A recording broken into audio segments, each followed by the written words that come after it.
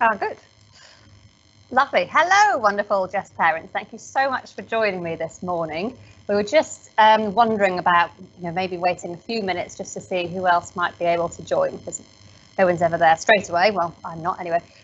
So I am Amarylis. I'm the lead counsellor for JESS. So I work with students aged, from years 9 to 13. So that older group that are really having a lot of exams at the moment.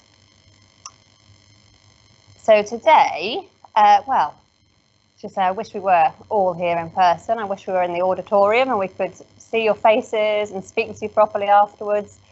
But, I'm incredibly grateful that we are here. We're not doing distance learning and I'm not running between calls and trying to help my son figure out maths because they were painful times. So yeah, I'm really glad we're here. And thank you so much for joining me. We will put this as a live link, not a live link. We'll put this as a recording later as well. So if you do need to pop off or anything, you'll be able to watch it at another time. And yeah, I hope that this will be of use. So let's go to my first slide. Can I move it on? No? Why not? Oh, there we go. So the topics for today then is we're going to have a look at mental readiness. I'm not going to talk for ages about this because, I think you probably know a lot of this already, and I don't want to teach anyone to suck eggs. It's very frustrating when people tell you need to have more sleep, as I found myself at a meeting the other day. So we'll do that quite quickly, probably. Then I really want to have a more in-depth look at understanding test anxiety. Because for me, if you understand what's going on, why it's happening, what's the physical reactions in the body, then it's much more easy to help. Then, of course, how do we help? Let's get our children reaching their potential. I've seen quite a few students recently who are just so varying in the scale, from being apathetic about the exams and not really doing as much as perhaps they should, to people who are absolutely stressed and panicking. And of course, we don't really want either of those. We want to be somewhere in the middle.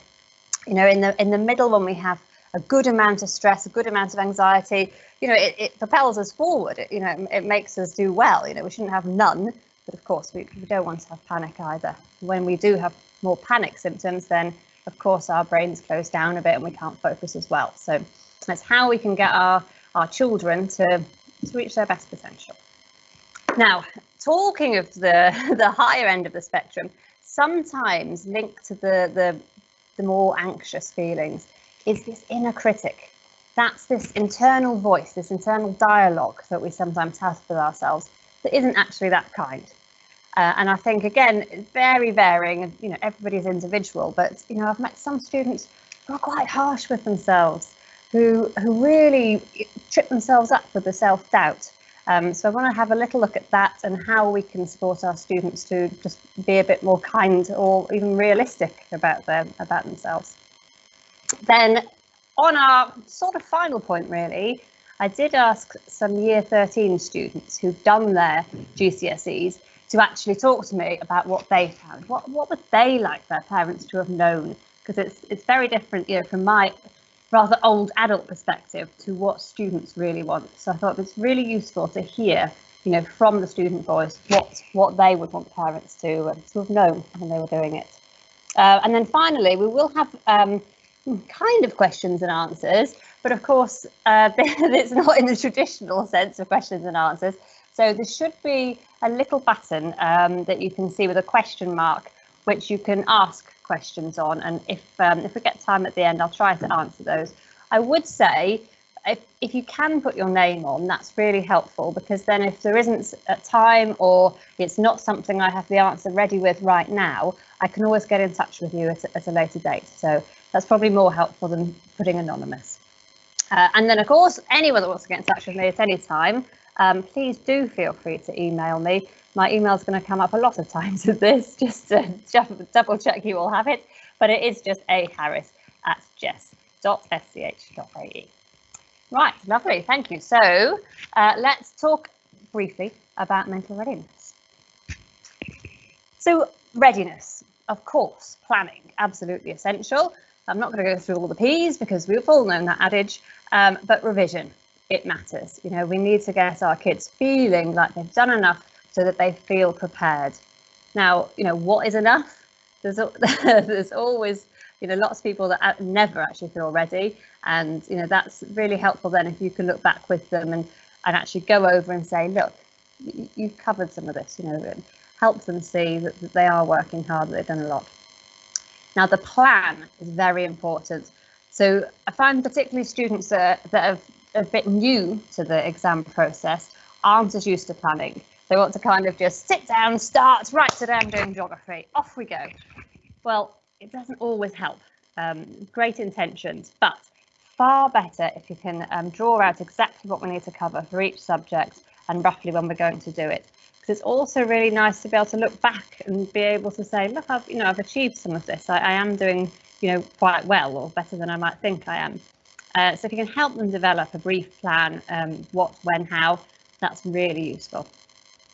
Now, here's the bits that I really think everyone does know, but I will just re-emphasize, because what talk about mental readiness could we ignore the need for nutrition, water, exercise and sleep? So we know that gut health is very important. We have the vagus nerve leading from our guts to our brains. How good our nutrient intake is genuinely going to affect our thinking, and that gut brain research is really firm now that we need to be aware of what our intake is. So probiotics, all that stuff, very helpful. Definitely drinking enough water and exercise. Exercise is particularly important if you are feeling a lot of stress and anxiety, because when we are stressed, we release lots of different chemicals like adrenaline and cortisol into the body. So these are going to build up. Only with exercise can we help actually get to a more balanced level again. So exercise, even when we're really busy with exams, is key.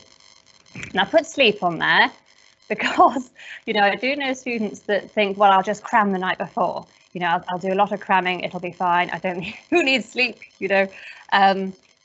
Really not helpful. Not helpful for exams, not helpful for the body, but also for the memory, because there's so much research into sleep now. It's fantastic, but it does show that actually we can recall information much better the next day if we've had sleep, because we process some of this information as we dream, and it's really vital. So it will help with the exams. Balance. Of course, we want them to have some pleasures while they're going through this really tough time. Seeing friends is important, whether that's in person or over Zoom or whatever you do. And I know lots of people struggle with the social media aspect because it is distracting. You know, students lose focus very readily. I think, like, I talk to lots of students who think they can multitask. And I was saying, you know, no, you're not multitasking, you're actually switch tasking. You know, no, this idea of multitasking is actually hideously flawed.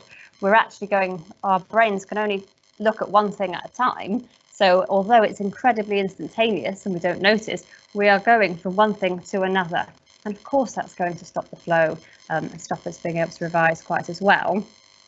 Saying that, though, you know, any parent that tries to tackle it head on and take any social media away altogether is going to have a hard time, I think. You know, it is huge for our students at the moment. It is how they have a voice. It's how they communicate with each other.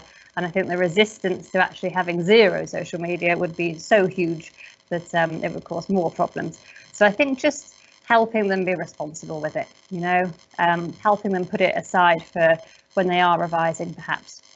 And if you've got, if your child is finding it really hard to focus and you are worried that it's too much time on social media, there are apps. This sounds a bit counterintuitive to have something on social media, but there are apps deliberately designed to help with this. Like one good example is an app called Forest, and with Forest, you know, it'll help you with your plan, help you do the work, but it will close down everything else while you're trying to focus. So you'll say, right, I'm going to do 25 minutes of my science.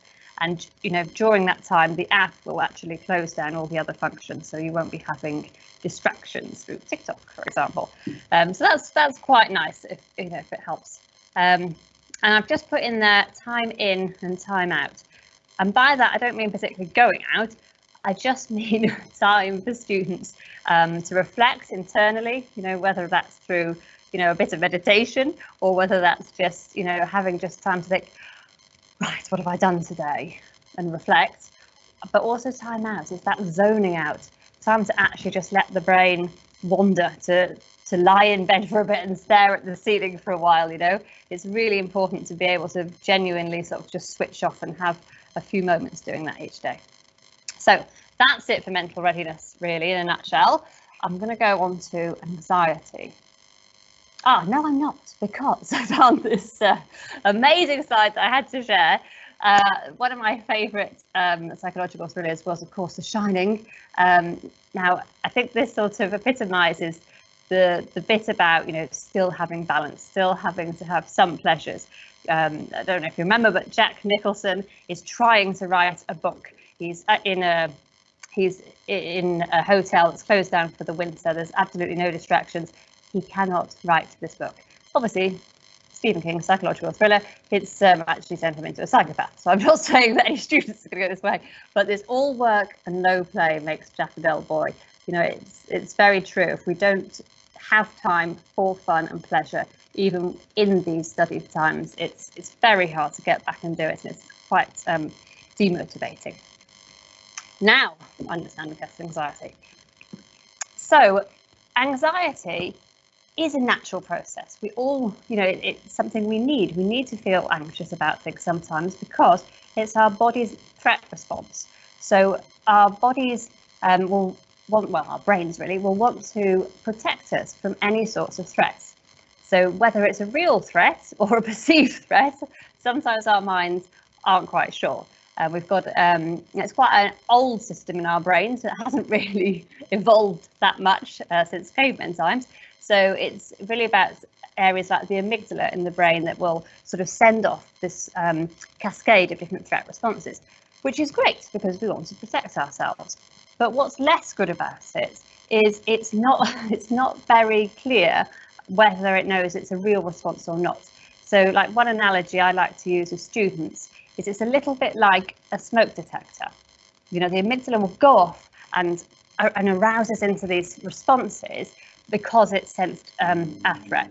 So like the smoke detector will have exactly the same response, whether it's smoke from an actual fire and the house is burning, or whether it's smoke from the toaster. It'll feel exactly the same. And that's what happens in our bodies. So sometimes we can have this huge response when actually the threat isn't that big. So it's kind of recognizing that and learning to manage it differently. So the response does increase the release of these hormones. And as I said, it's so important to exercise. It will release a lot of adrenaline, a lot of cortisol, and it's really getting us ready for that fight, flight or freeze. We want to be able to get away. But of course, how can we get away if we're sitting in an exam hall? It's horrible, to sit there with all these different feelings coursing through you, and your body's saying, get up, go, and you can't.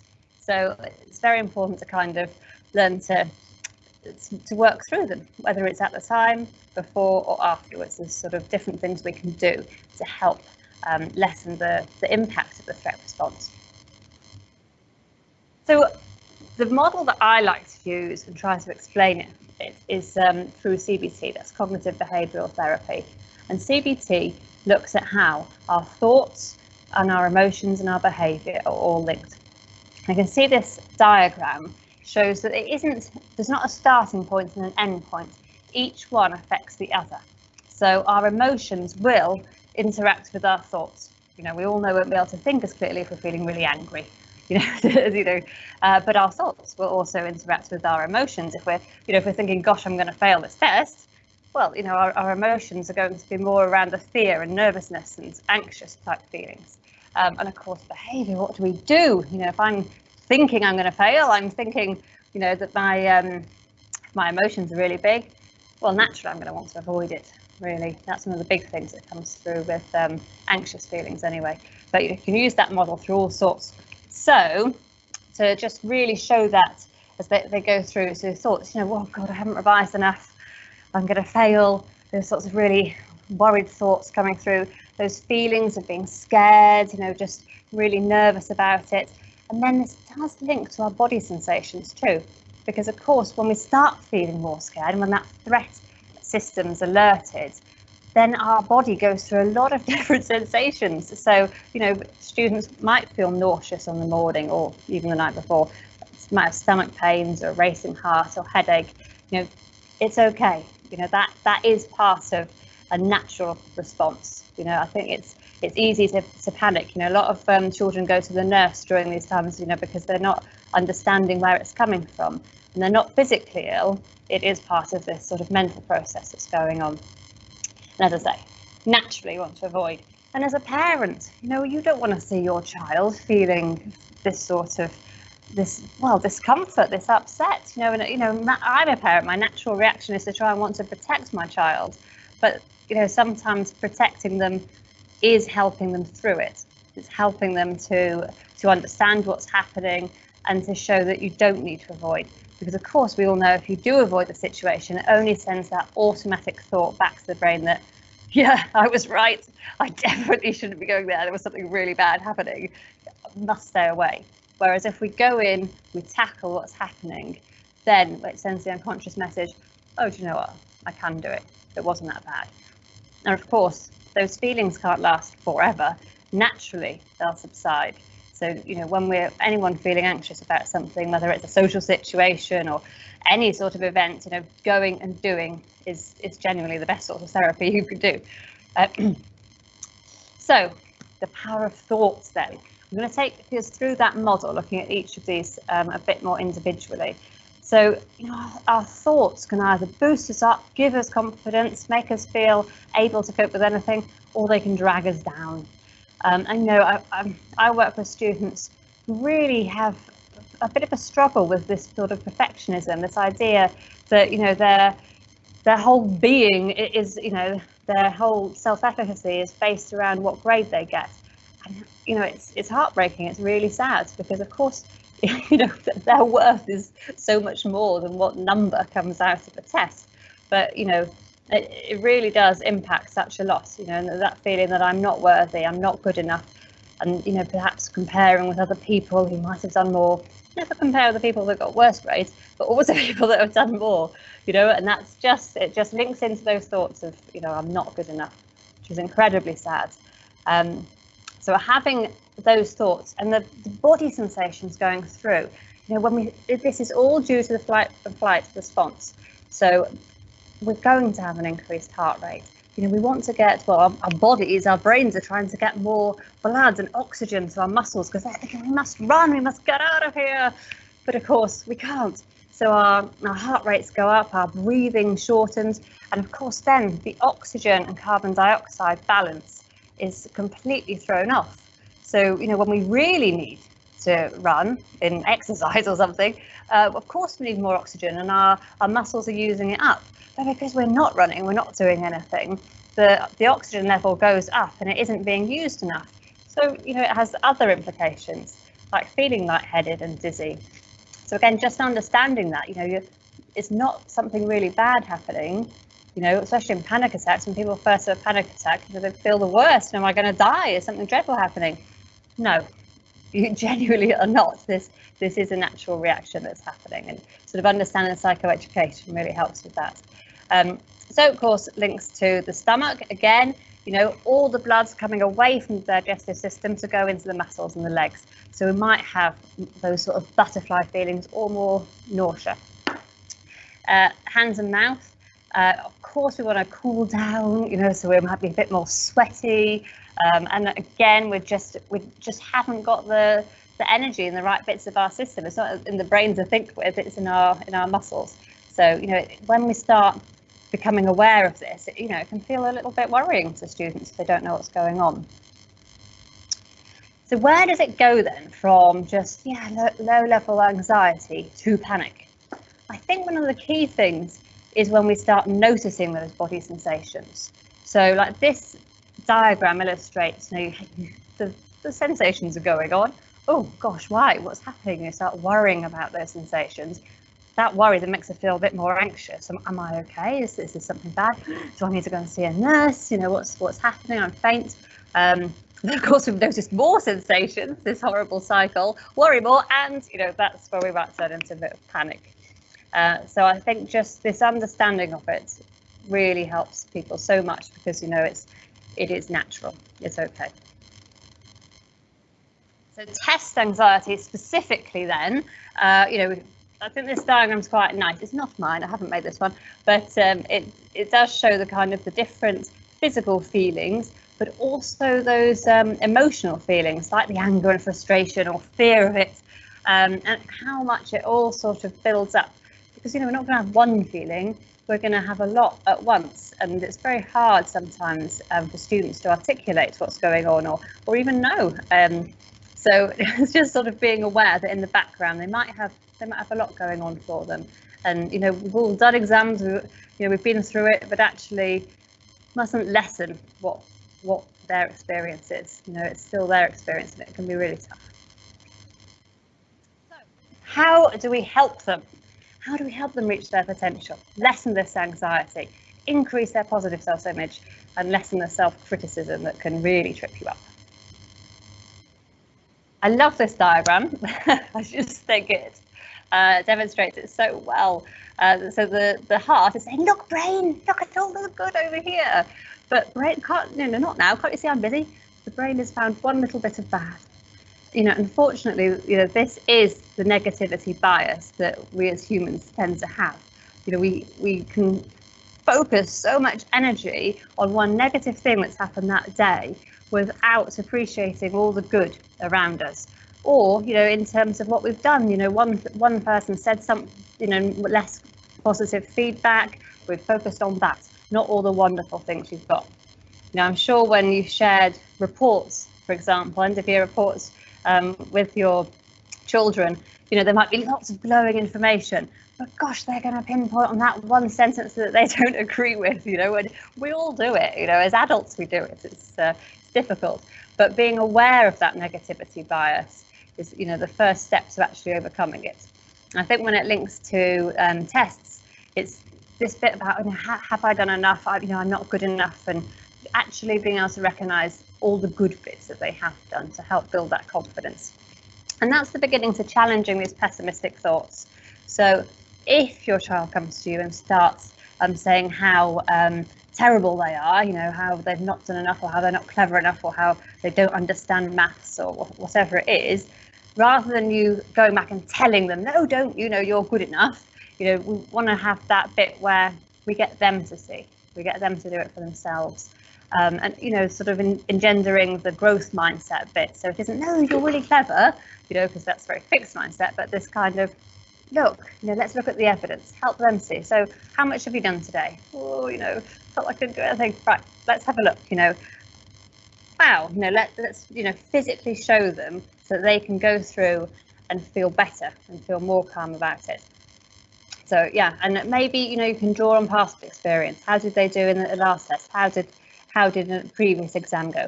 What sort of results have they been getting before in science? You know, so they can tell you, and they can help to start to feel, no, actually, yeah, maybe I'm doing better than I thought. Because those thoughts are powerful.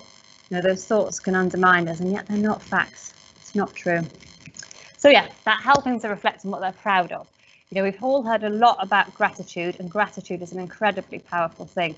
And I think equally to those kind of gratitude journals and thinking about what you're grateful for in that day, it's also our kids thinking about what they did well. What are we proud of? Because again, it takes off that negativity bias a bit. What did I do well today? What's that bit? Okay, you might have felt that you wasted like the first hour of the morning where you should have been revising, and you did go on, I don't know, TikTok far too much.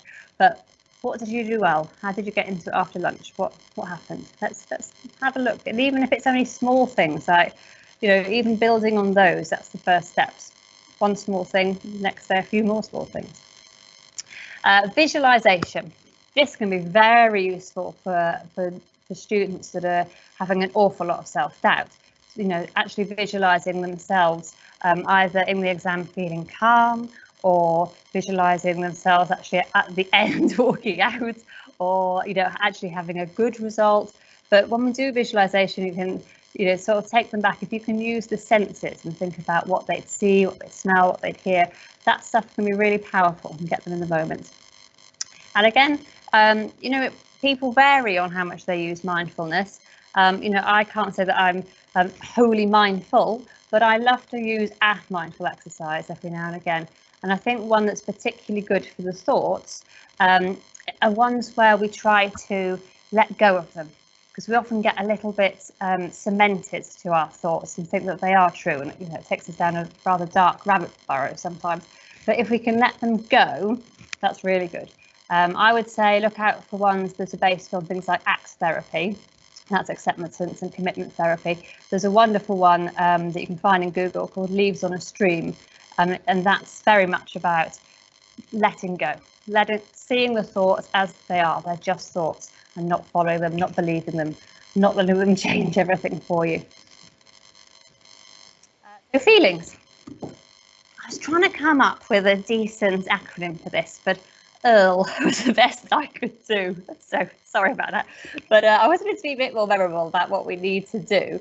So nowadays letters haven't really got in the right order, but anyway. So first, of course, we want to empathise with our children. We want to let them know that we get them, we understand what's happening. So that might be just saying, wow, you know, you seem to have got an awful lot on this week. That, you know, that must be stressful. You know, just that empathy that is saying, golly, yeah, I get it. And then, you know, acknowledging. This is rather than you going to them and trying to open up these conversations. They might come to you, you know, and it's very tempting as a parent. You know, if your child does come to you looking stressed or overwhelmed, our natural reaction is to want to solve the problem. How do we solve it? We know what sometimes, you know, there's very much of the listening bit. They don't want you to solve it. They just want you to listen. They want you to be there and just absorb it for a bit, and just, you know, be able to reflect back. Gosh, you know, that does sound like a lot. It sounds like you're pretty stressed at the moment. Maybe asking, what can I do? You know, what do you need from me? That's very different to trying to tell, you know, when I was a student, you know, do this, or have you done enough past papers, or, you know, instead of trying to problem solve for them, just have that little bit where you're listening to them, because it will develop the connection and they'll go to you again more and more. But we've got this video later from some of the Year 13 students. They were really emphasising, actually, to me, the importance of parents being parents and not another teacher, because we've got enough people telling us how to do and what to do, and, you know, we just need our parents to just be there for us sometimes. And I think that's very good advice, really. So just listening, acknowledging, reflecting back the emotions, not telling. So how do we help with the physical sensations then? How do we get our kids to just be able to experience it but not go into panic? So, of course, I think one of the starting points is this kind of psychoeducation, getting them to understand what's happening in the body, that it's okay. These are some of the natural sensations you might feel. Maybe you start that conversation with, what did you feel going in? You know, we've all started school in a really odd way. I'm sure some of our kids were a bit nervous going in there. I mean, others are absolutely delighted just to be back, of course. But you know, let's talk it through. Let's look for them. What happens when they're feeling a bit worried. So then a couple of things that really help us get back in control, and rather than our feelings controlling us, are muscle relaxation. So just, you know, getting into a habit of doing a bit of muscle relaxation now, rather than just trying to do it at the stage of exams, is really helpful, because then they're just used to it. It's just a tiny little 1 minute thing, 2 minutes. You know, you can do, again, you can use Google, find out ones that work for you, but just, I think generally ones that, you know, go through the whole body, just clenching and releasing muscles, just very good. And it's going to just get the oxygen and blood flow going back into the system and back to the brain where we want it, so they can focus again. And the same with the breathing techniques. You know, I would say start now. Don't wait until the exams, you know, or when someone is feeling anxious. If we start learning these things and getting into a habit, then it's much easier to reach for that coping tool when we need them. So, I mean, it's very simple ones to do, you know, like the breathing in for 5 seconds, holding for 2 and breathing out for 7, you know, whatever, just simple things that we do, you know, regularly, a few times a day. It just really helps to get that oxygen, carbon dioxide back in balance and get us feeling okay again. So behaviours. Talks a lot about this desire to avoid. Does come up quite a bit for me when I'm working with students. But being prepared, you know, making sure they feel like they've got enough, they've done enough. And it's difficult because often students never feel like they've done enough. But just again, reinforcing all the stuff they do know, you know, and I think testing themselves really helps with that. You know, if you can pull out the information, you know, you're not trying to just push it in all the time, but pulling it out through self-tests, through brain dumps, you know, then it sort of proves, oh yeah, no, I can do this, it's okay. So not only does it help with the exam technique, but actually the feelings of preparedness. Just making sure they've got the right equipment. Of course, you want to do that bag packing the night before, not on the morning rushing around. And then I think I mentioned ACT therapy, acceptance and commitment therapy. That's a really good one for this kind of accepting discomfort. That sort of model emphasises that it is a human experience to feel discomfort, to feel sadness, to feel loss, to feel pain. You know, there's so much now, and particularly with this wonderful social media pictures where everyone looks happy most of the time, to think that we must always, you know, be happy and bright and wonderful. But discomfort is a human experience, and rather than avoiding that, but learning to tolerate it, you know, it's very helpful. So in that toleration, sometimes if it gets too much, distraction might be something they need to do, and that goes back to that areas of having balance. It isn't just all about revision, but acknowledging that this is okay. You know, this won't last forever. This might feel difficult now, but what's coming? And even like putting it into perspective in terms of time. This is a difficult period of time, but what will it be like next week? What will it be like the week after? Let's look to the future. You know, it isn't forever. And there's quite a lot of research on exam rituals. Some students seem to find it really good if they can almost do the same thing on the morning of exam every day. It just makes them feel prepared. Because, you know, the exams can be quite long sometimes, and if they're going in for a really big one, having that amount of mental focus, you know, it's pretty hard going. It's pretty exhausting, actually, mentally exhausting. So thinking about what things get them ready, and, you know, everyone's individual, but what would help settle the nerves that day? Do they need a brief walk around the block to clear the head? Do they need a certain item with them that just brings a bit of comfort? What is it? What is it for them? Help them work it out. Now, so we've gone through all the sorts of feelings, behaviours, and of course the physical sensations, but just to have a think about how we manage our inner critic, because that is incredibly important too. Everybody, I would say, does have different competing voices within them, whether we're aware that much or not. And sometimes, you know, we're quite good at picking ourselves up and being okay, but sometimes it can get too much. And I think as parents, our children do learn from us how to speak to themselves. And it's not only from the way we speak to them, but from the way we speak to ourselves. So, you know, maybe start noticing, what do you like? You know, if something's gone wrong, if there's a problem, if you've done something a bit stupid, you've forgotten the car keys or whatever, how do you speak to yourself? You know, how kind are you to yourself? How accepting of these mistakes? You know, what's your tone like? Do you call yourself an idiot, or are you okay? Is it, oh God, what an idiot? Or is it, God, I'm such an idiot? You know, how do we speak that? Because we want to model self-compassion. We want to model that I'm able to accept when I've done something wrong. It's okay. You know, no one's going to be perfect all the time. So that they can feel that it's okay as well. And I think the other bit is, of course, how we speak to our children. So giving them feedback. Let's be cautious, especially at these teenage years. You know, it's a really tough tightrope to walk, because, you know, more than them, but they find it very hard to take advice from parents sometimes. You know, I know from my own bitter experience as a parent. You know, gosh, when we were on lockdown, there were so many times where I'd say to my son, if your teacher just asked you to do this, I think you'd just do it like that, wouldn't you? Because it's just why can't you do it when I ask you? So it is a different relationship, and I think that's why getting it right in terms I'm working with you. I'm not dictating this is the way, or this is what worked for me, you must do this. It's got to be more of a partnership now. Otherwise, at best you'll get a nod and they'll just do their own thing anyway. So yeah, just working with.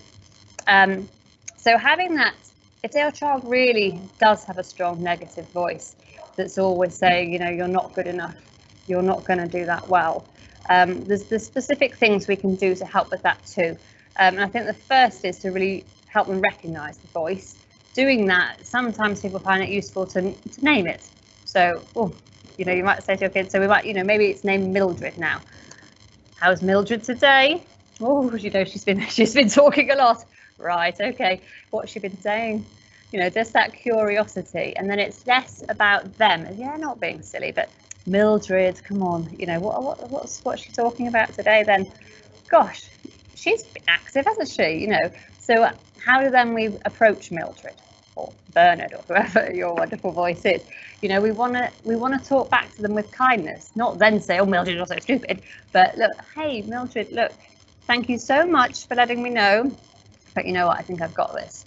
If Mildred's saying you haven't done enough, okay, thank you. No, actually, I've done a lot. It's challenging it. It's not letting that voice become so big that it's then got so powerful over them.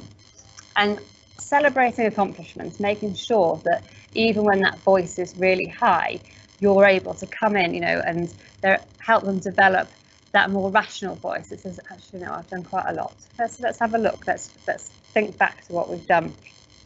There's some lovely work on self-compassion, actually. Kristen Neff is the kind of founder of self-compassion.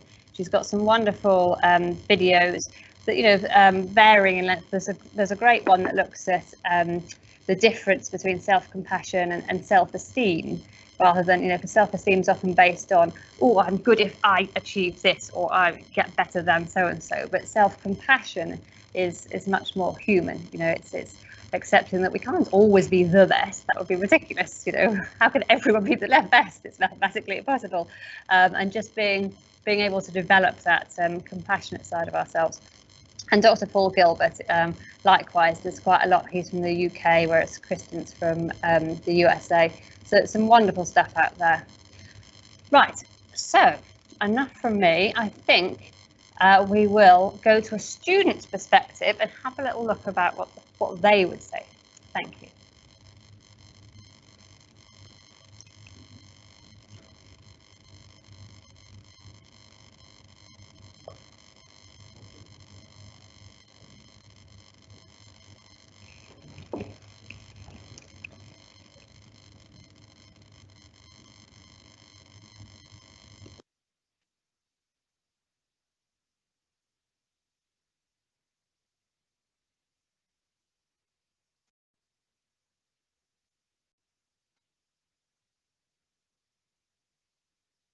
Most parents forget is that when your child is doing their exams and getting ready for their exams and revising, they already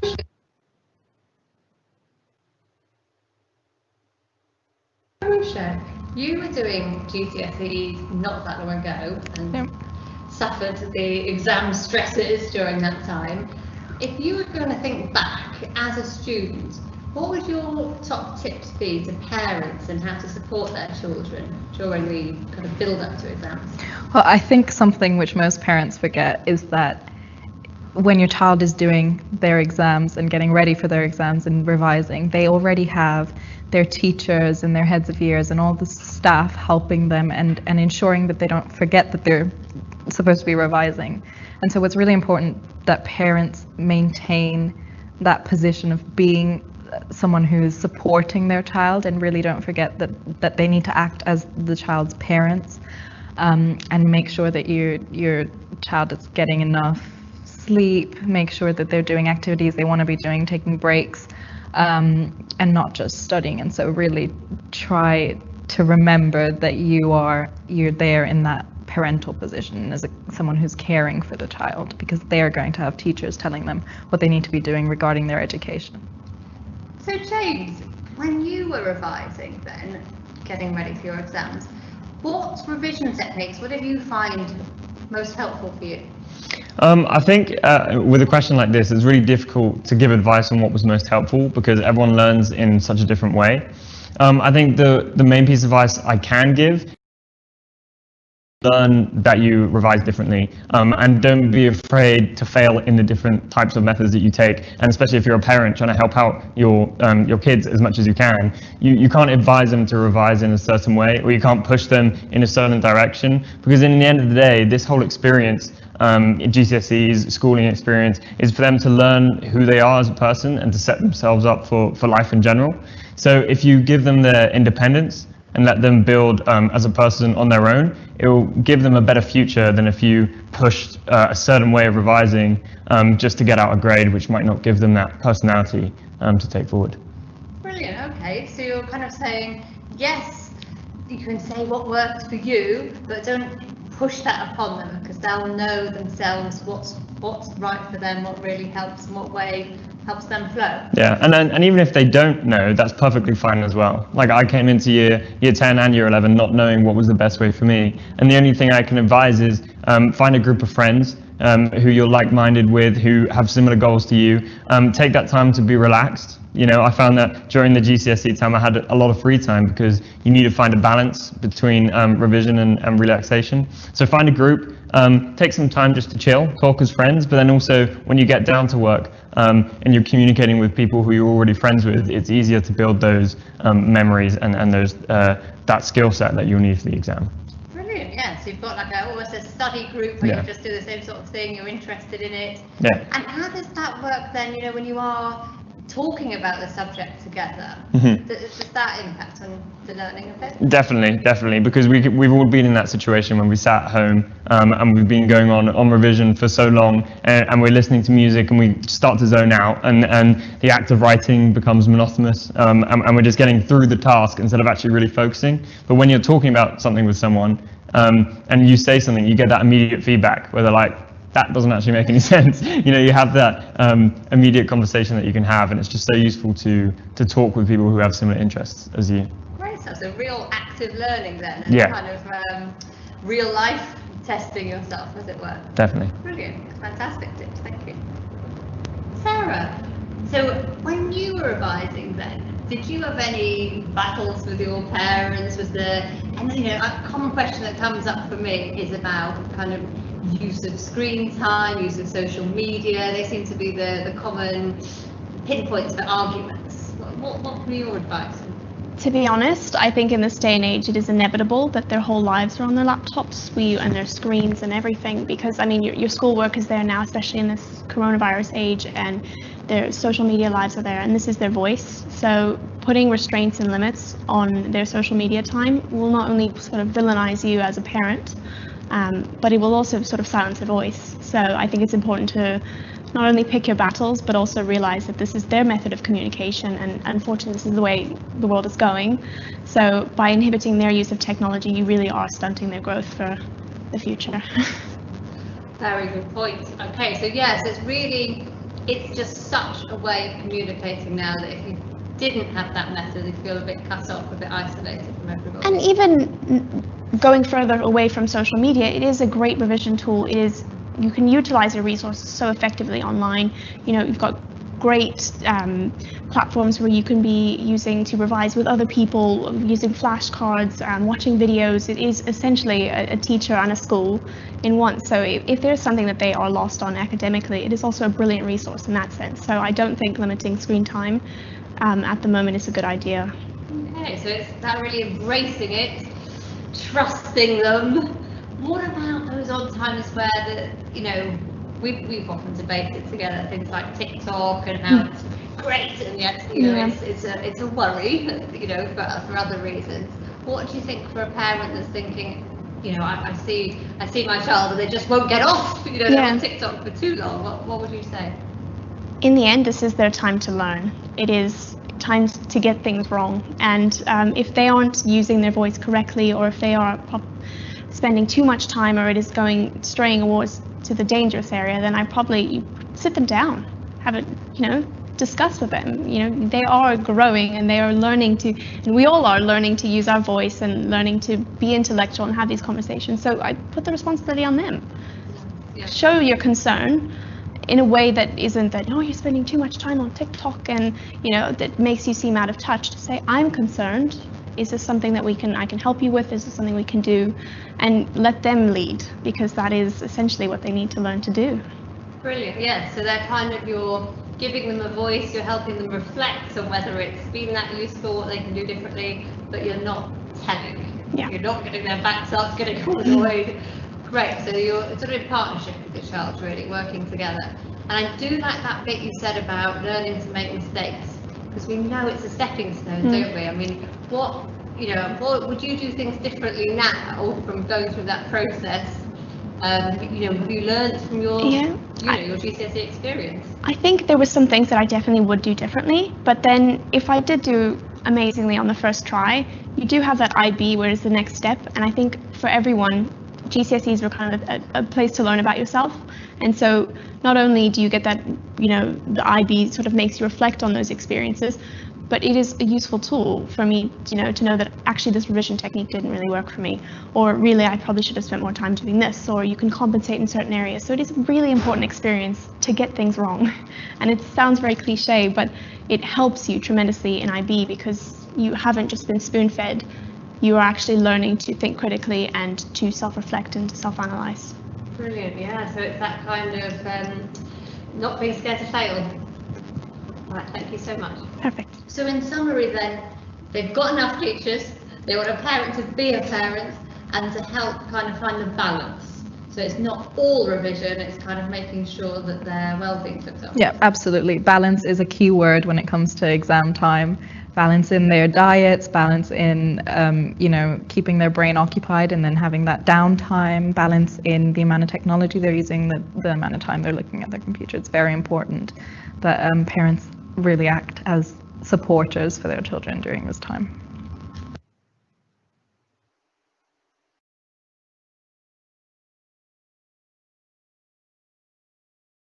Yeah. All right. Hello. I can't quite tell if I'm back, but I'm going to assume I am. So I thought that was really interesting with these students, because, you know, it's good to hear from them. I have, you know, it's so long since I was actually doing it myself that I think, you know, you forget really. But so just to summarise what they were saying then, Arusha was very much about balance. Big thing for her, you know, that we make sure our students have balance between the work and the well-being side, but also that she kept emphasising parents need to be parents. You know, we've got enough teachers, thank you very much. We've got enough people telling us what to do and how to do it. So please be a parent. James, I thought was interesting that he's obviously somebody that gets a lot from other people. His best ways of learning are together. You know, he wants to be in a group, he wants to share ideas. He's a very sort of vocal person who wants to speak through stuff. And I think his way of getting memories to consolidate is very much through language and speaking and sharing. And of course, he's very much, I've got a lot of free time, embrace the free time, which is a strange thing to hear sometimes as a parent. Sarah, wow, you know, she's very sensible about social media. I've got to say, we've had these conversations before. I know she's not on TikTok herself because she doesn't actually find it useful or that funny, but knows so many people that are on it, and it's like a huge part of her life. And, you know, I think that bit about her words, developing their own voice. You know, we forget actually that a lot of the student voice is online, and it is part of how they represent themselves. Sometimes not that well, you know, it's a shame. Sometimes it isn't that well. And of course, we try very hard in the school to educate and to think that, you know, whatever you say on social media is probably there forever now. But there's still that bit about development, about learning how to use their voice, as Sarah so eloquently puts it. And then if there are problems, you know, if you are concerned, that bit about being in partnership, you know, actually finding out from them how they feel, what's going on. And yes, saying I am a bit worried, maybe I've noticed this, but, you know, still approaching it from a very collaborative way. you know, we know as parents, as soon as we start really enforcing rigidity on our children, that they hate it. You know, and of course, I'm not saying we don't need boundaries. I'm hugely in favour of boundaries. Boundaries create emotional containment. They help everybody feel safe. They know where we are. So I'm definitely not saying don't have rules, but it's how we enforce them. It's what we do. It's how we speak about them and make sure that it is done in a collaborative way. So thank you very much for being with me this morning. It's been a great pleasure being able to speak with you.